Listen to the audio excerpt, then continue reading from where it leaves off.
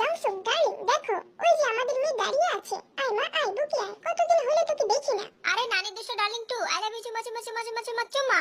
কত বছর পর তোমার ফেস্টিভ্যাল ডান হলো, এখনো দরজার সামনে দাঁড়িয়ে আছো কেন? এক লাফ দিয়ে আমার কোলে চলে আসো। আহারে, এই বুইড়া জামসুক তোমার কি হাল করেছে? খেতে দেয় না মনে হয় ঠিক মতো। কতবার বলেছি বুইড়াকে ছেড়ে আমার কাছে চলে আসো, সেবা যত্ন করে একটু মোটা বানিয়ে দিব। কিন্তু কে শুনে কার কথা? যেমন নানি তেমন নাতি, দুইটাই নাটকবাজ। নিজে পায় না খেতে, জায়গা পায় না শুইতে, এসেছে আমার বউকে নিতে। এই বুড়ি, দেখেছিস তোর নাতের কাণ্ড কিরকম আলগা পিরিত করছে? হ্যাঁ দেখেছি, তুই কোনো চিন্তা করিস না, আলগা পিরিত আমি এখনো গিয়ে ছুটিয়ে দিব। ছি ছি ছি ঘন্টুসোনা, আমাকে রেখে তুমি এই সুটকি বুড়িটার সাথে ফুষ্টি করছো? তোমার তো সাহস কম না? আর এই বুড়ি, তোর লজ্জা করে না অন্যের স্বামীর সাথে ফুষ্টি করতে?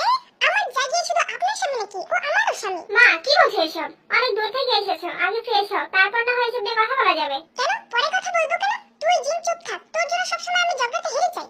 এখন আমার কি হবে? আমি তো 3 নম্বর বউ হয়ে গেলাম। ভেবেছিলাম একমাত্র বউ হব, আমার কপালটা একদম পুড়ে গেল ওখানে। আম্মু গো। শুননি, তোর কি জঙ্কুকের লোকে বিয়ে দিম নাকি? হ্যাঁ, কপাল ফুরছে কোনটা? ফুরতে আমি দিতাম না, কান দিস না, ইউনের লোকে তোর বিয়ে দিম।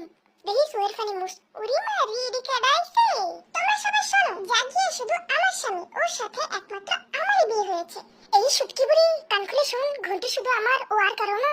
এই বুড়া বুড়া বেরিরা তোমাকে লজ্জা করে না?